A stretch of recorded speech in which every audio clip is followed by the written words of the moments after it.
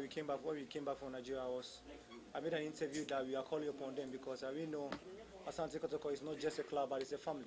So we all have to come together if we want to progress, as a big club.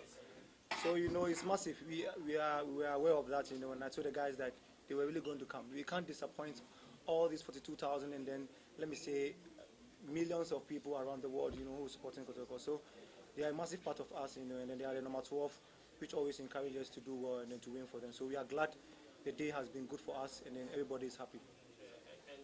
This is a big club. This is a Asante Kotoko. Players come and go, coaches come and go. If you are there, you have to always do your best. For me, I tell the new guys that you are here. Some came in and have done their job and they are no more. You are here today. When you play and you play good, you get exposure and then you get good opportunities. So for me, it's just simple. No one needs to encourage you. No one needs to give you a motivation when you play for Kotoko. Because when you play every game, the expectation is always high. So when you want to become a big player, if you have the chance to play for Kotoko, you have to be privileged and then do your best. So it's just a simple message to them.